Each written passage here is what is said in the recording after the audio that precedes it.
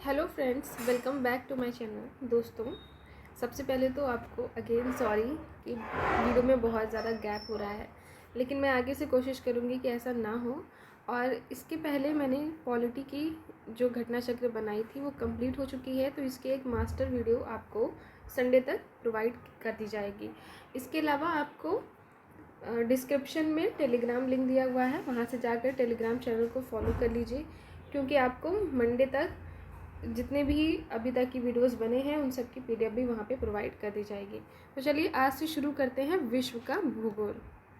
First question है ब्रह्मांड से, महाद्वीपीय बहाव का सिद्धांत किसके द्वारा विकसित किया गया था? तो ये ए वेगनर थे।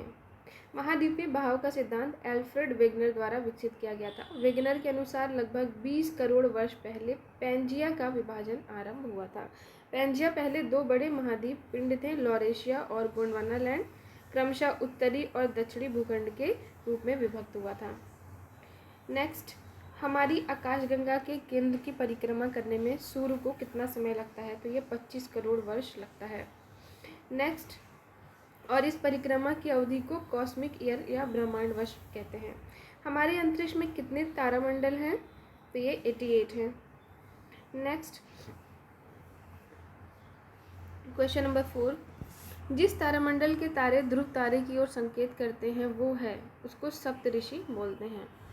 या फिर ध्रुव तारे यानी कि पोलरिसिस का संकेत सप्तऋषि तारामंडल से प्राप्त होता है। ब्रह्मांड में पल्सर क्या है? इंपॉर्टेंट क्वेश्चन है, ध्यान रखेंगे। तो ये एक घूमते न्यूट्रॉन तारे हैं। नेक्स्ट, सौरमंडल से निम्नलिखित में से कौन सा सौरमंडल का भाग नहीं है? क्षुद्र ग्रह, धूमकेतु ग्रह या निहारिका? तो निहारिका इसका भाग नहीं है।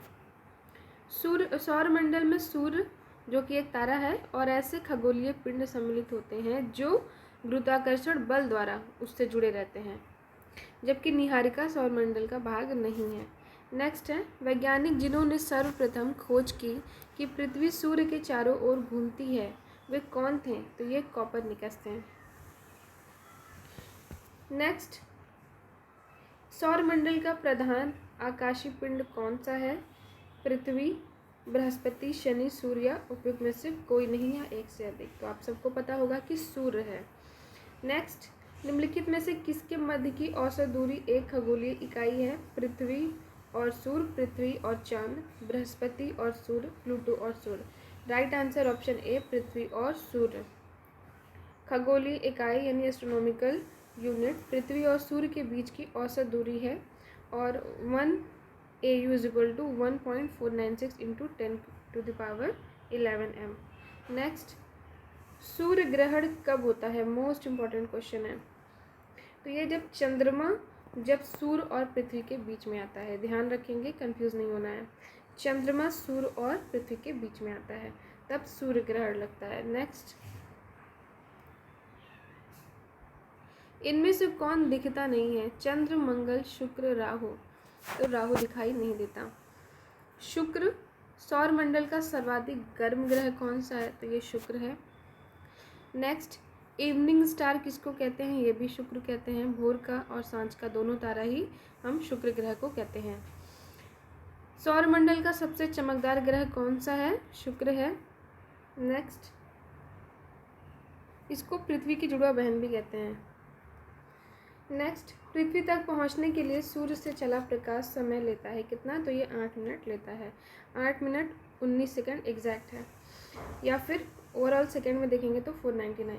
सूर्य का प्रकाश पृथ्वी पर पहुंचता है, तो इनमें से ऑप्शन ई यानी कि कोई नहीं। एग्जैक्ट अगर देखें तो देखिए यहाँ पे उपयुक्त में से कोई नहीं हो जाएगा, क्योंकि जब ये ऑप्शन आपको दिया है तो एग्जैक्ट आंसर तो 8 मिनट 19 सेकेंड है। ठीक है। नेक्स्ट, पृथ्वी को सूर्य की परिक्रमा करने में कितना समय लगता है? तो ये ऑप्शन बी 365.25 दिन। पृथ्वी परिक्रमण करते हुए, ये विवादित क्वेश्चन है, स्किप कर देते हैं। नेक्स्ट, क्वेश्चन नंबर 5, पृथ्वी एवं सूर्य के बीच अधिकतम दूरी को क्या कहते हैं? तो ये भी मोस्ट इंपॉर्टेंट क्वेश्चन है, ध्यान रखेंगे। अपसौर और उपसौर, ये दोनों घटनाएं आपको ध्यान रखनी है। पृथ्वी और सूर्य के बीच अधिकतम दूरी अपसौर में होती है, जो प्रत्येक वर्ष 3 से 6 जुलाई के मध्य घटित होता है। पृथ्वी की कला की उत्कीर्णता में अंतर के कारण इसकी अपसौर और उपसौर तिथियां स्पष्ट नहीं हैं। इस समय पृथ्वी और सूर्य के बीच की दूरी लगभग 152.5 मिलियन किलोमीटर है। इनमें से किसने पहली बार ये व्याख्या की कि पृथ्वी के अपने धुरी पर घूमने के कारण प्रतिदिन सूर्योदय एवं सूर्यास्त होता है? तो ये आर्यभट्ट ने किया था। इसको आर्य सिद्धांत या सूर्य सिद्धांत कहते हैं। विषुववृत्तीय व्यास ध्रुवीय व्यास से कितना अधिक है? तो ये 43 किलोमीटर है। नेक्स्ट, सौर मंडल में सबसे बड़ा ग्रह कौन सा है? तो सबसे बड़ा ग्रह बृहस्पति है, इसको गुरु भी कहते हैं, और ये 5वां ग्रह है। नेक्स्ट, शनि सूर्य के चारों ओर चक्कर लगाने में कितना समय लेता है? तो 29.5 वर्ष लेता है। नेक्स्ट, यूरेनस सूर्य के चारों ओर एक परिक्रमा में कितना समय लेता है? 34 वर्ष लेता है। वर्ष दीर्घतम कब होता है, कहाँ होता है? तो ये प्लूटो पर होता है, क्योंकि ये सबसे अधिक समय लेता है परिक्रमा में।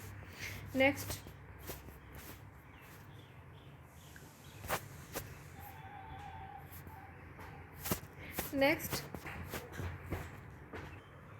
हालांकि सन 2006 में प्लूटो से ग्रह का दर्जा समाप्त कर दिया गया है। नेक्स्ट, सर्वाधिक उत्तरी दक्षिणी लंबाई वाली सीमा वाला देश कौन सा है? तो ये चिली है। ग्लोब पर 1 डिग्री के अंतराल पर खींची गई अक्षांश रेखाएं कितनी होती हैं? तो ये 129 होती हैं। एक मानक ग्लोब पर 1 अंश के अंतराल पर कुल 179 रेखाएं हैं, जिसमें उत्तरी ध्रुव और दक्षिणी ध्रुव की ओर क्रमशः 89 रेखाएं हैं तथा एक भूमध्य रेखा होती है। मानक ग्लोब पर देशांतर रेखाओं की कुल संख्या 360 है। अक्षांश पृथ्वी के मध्य भाग से किसी स्थान पर बिंदु की कोणीय दूरी है। किस रेखांश पर भारतीय मानक समय अपनाया जाता है? तो ये 82.5 पूर्व यानी ईस्ट है। ये भी बहुत इंपॉर्टेंट है, ध्यान रखेंगे। नेक्स्ट, कौन सा देशांतर प्रधान याम्योत्तर के साथ मिलकर ग्लोब पर बृहत वृत्त का निर्माण करता है? तो ये 180 डिग्री होगा। प्रधान देशांतर को ग्रीनविच रेखा के नाम से भी जाना जाता है। ये 0 अंश देशांतर रेखा होती है। इसके ठीक विपरीत 180 डिग्री देशांतर रेखा होती है, जिसे अंतर्राष्ट्रीय तिथि रेखा के नाम से भी जाना जाता है।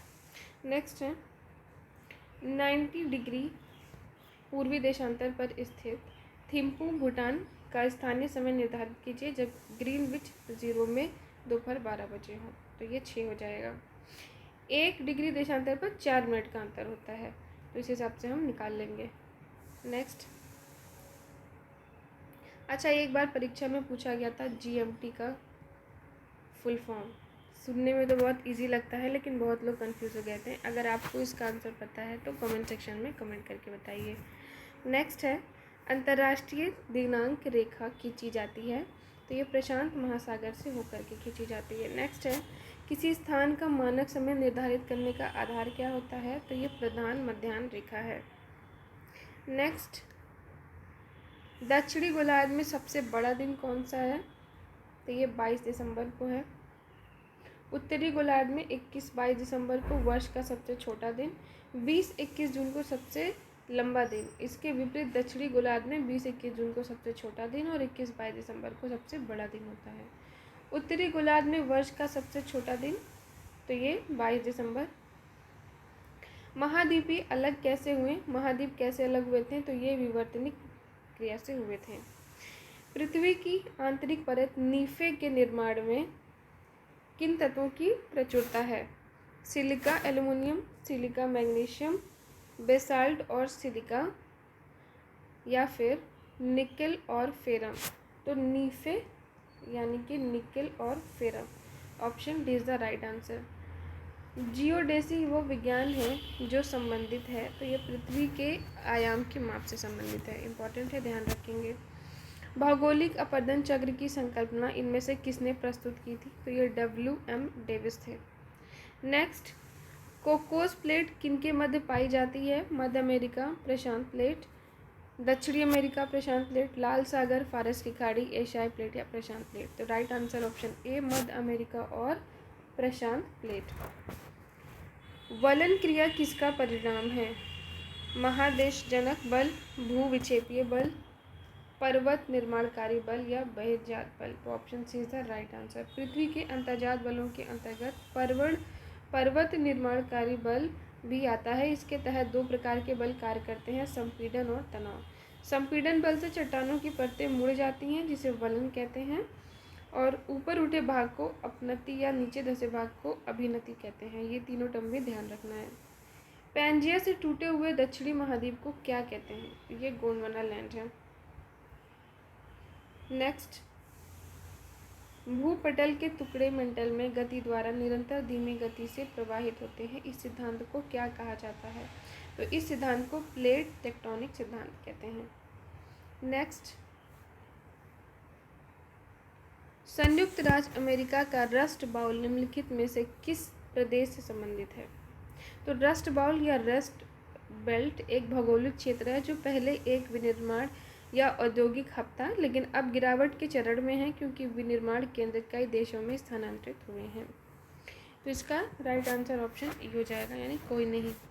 अवसादी शैलों के निम्नलिखित में से कौन सा कथन सत्य है? तो ये शैलें स्तरों में निक्षेपित हैं। निम्नलिखित चट्टानों में कौन सा कायांतरित चट्टान नहीं है? तो ये डोलोमाइट है। नेक्स्ट, आग्नेय चट्टानों के लिए निम्नलिखित में से कौन सा कथन सत्य है? तो ये क्रिस्टलीय और अक्रिस्टलीय दोनों ही होती हैं। आग्नेय चट्टानें पृथ्वी के आंतरिक भाग में पिघले मैग्मा एवं बाह्य भाग में लावा के ठंडे एवं ठोस होने से बनती हैं और ये रवेदार होती हैं। नेक्स्ट, खनिज निम्नलिखित में से किस चट्टान के स्तर में जमा होता है? तो ये अवसादी चट्टान में होता है। नेक्स्ट है, ज्वालामुखी से माउंट एटना है। तो माउंट एटना एक ज्वालामुखी है जो कि इटली के सिसिली द्वीप पर स्थित है। मौना लोआ किसका उदाहरण है? सक्रिय ज्वालामुखी, प्रसुप्त ज्वालामुखी, शांत ज्वालामुखी या ज्वालामुखी चेतन पठार का। तो ये एक सक्रिय ज्वालामुखी है। ऑप्शन ए राइट आंसर है इसका। आर्कटिक क्षेत्र और अंटार्कटिका महाद्वीप किसके निकट स्थित हैं? उत्तरी और दक्षिणी ध्रुव। किलिमंजारो एक है, ये आग्नेयगिरि है यानी वोल्केनो। नेक्स्ट, और ये कहाँ स्थित है? तंजानिया में, ये भी ध्यान रखेंगे। निम्नलिखित में से कौन सा विश्व का सबसे बड़ा ज्वालामुखी है जो पिछले 38 वर्षों में पहली बार फूटा है? तो ये मौना लोआ है। नेक्स्ट, कोकोस प्लेट किनके मध्य पाई जाती है? तो मध्य अमेरिका और प्रशांत प्लेट। रिपीटेड क्वेश्चन है ये। निम्नलिखित में से कौन सा भूकंप की गहनता नापने हेतु उपयोग में लाया जाता है? तो ये भी बहुत इंपॉर्टेंट क्वेश्चन है और मोस्ट कंफ्यूजिंग क्वेश्चन भी है। रिएक्टर पैमाना नहीं बल्कि मरकरी पैमाना होगा। नेक्स्ट, निम्न में से किस महाद्वीप में सबसे अधिक देश हैं? तो अफ्रीका में देखिए चार्ट दिया हुआ है, 54 है, यूरोप में 49, एशिया 48, उत्तरी अमेरिका 23, दक्षिणी अमेरिका 12, ओशिनिया में 14। तो राइट आंसर इसमें से हो जाएगा ऑप्शन सी यानी कि अफ्रीका। निम्नलिखित में से किस महाद्वीप का भूभाग सबसे कम है? तो ऑस्ट्रेलिया का सबसे छोटा है ये भूभाग। नेक्स्ट, निम्नलिखित में से कौन महाद्वीप देश क्षेत्रफल के अनुसार सबसे बड़ा है? तो क्षेत्रफल के अनुसार अफ्रीका सबसे बड़ा है।